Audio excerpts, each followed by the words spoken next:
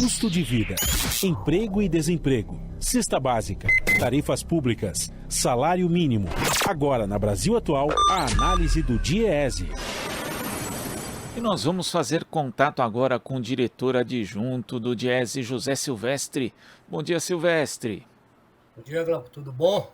Tudo certo e você? Tudo bem.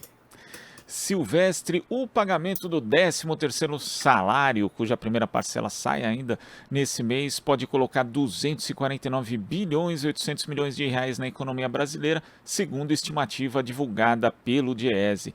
E esse valor corresponde a quase 2,6% do PIB. Que tipo de impacto que isso pode ter na nossa economia quase estagnada, Silvestre?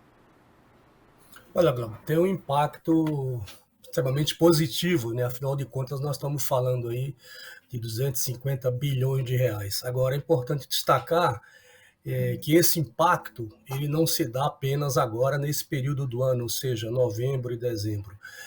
Esses recursos eles vão entrando ao longo do ano, entraram ao longo do ano de 2022, mas com certeza a maior parte desse recurso entra agora em novembro e dezembro.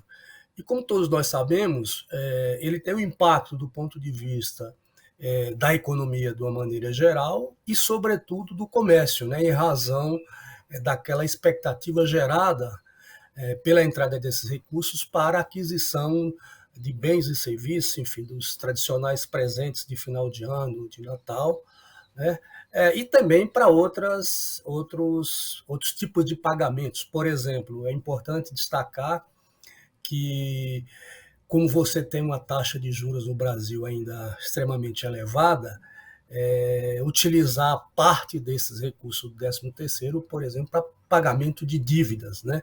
Então, isso também tem um impacto, enfim, ele tem impacto nas famílias, tem impacto na economia, é um recurso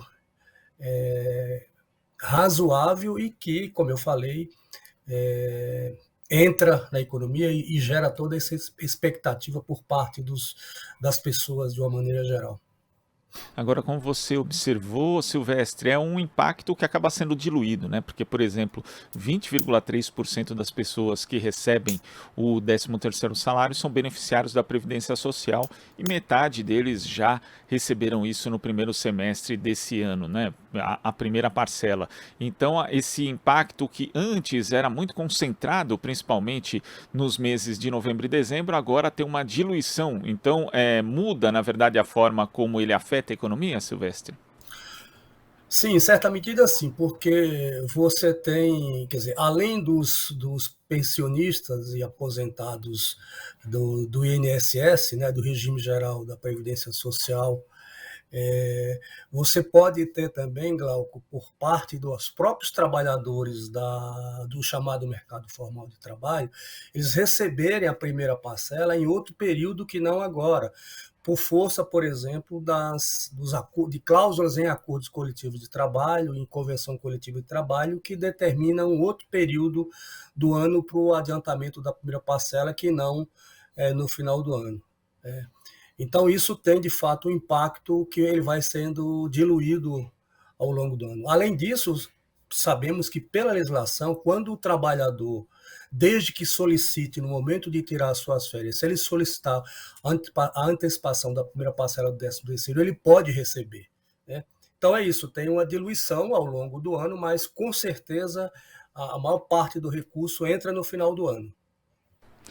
Agora, para o cálculo desse impacto do pagamento do 13º, o DIEESE, obviamente, não leva em conta os chamados autônomos, também os assalariados sem carteira ou trabalhadores que têm outras formas de inserção no mercado de trabalho, né? Como, por exemplo, aqueles que recebem por meio de pessoas jurídicas, que no geral não recebem 13º, também não recebem qualquer tipo de abono de fim de ano. Quando a gente observa um cenário de queda no rendimento médio, mas também de aumento da informalidade, um cenário bem distinto do que a gente tinha há alguns anos, Silvestre, esse também é um outro ponto que acaba afetando, quer dizer, o 13º tem menos impacto hoje na economia do que tinha, por exemplo, há 7, 8 anos? Em termos relativos, talvez, Glauco. Agora, o que eu acho que é importante destacar, essa estimativa que o DIEESE faz há mais de 20 anos, ela pode até ser considerada conservadora, né, em razão, inclusive, de pontos que você tocou. Por quê? Porque o que a gente está estimando aí, que aproximadamente 85,5 milhões de brasileiros vão ter acesso ao 13º, não significa dizer que você não tenha outras pessoas que possam acessar o 13º.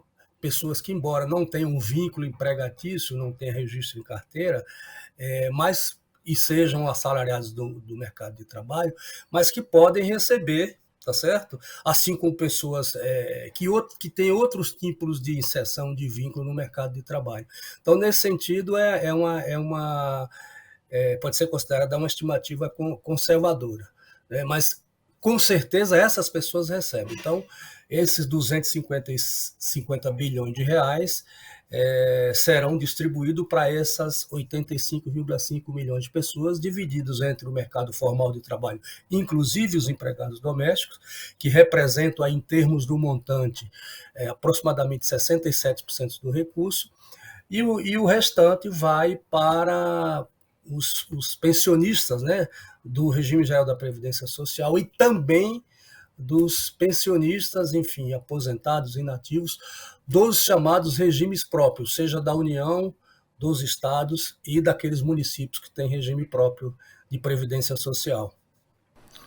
Silvestre, queria agradecer a sua participação aqui no Jornal Brasil Atual de hoje. Muito obrigado, até a próxima.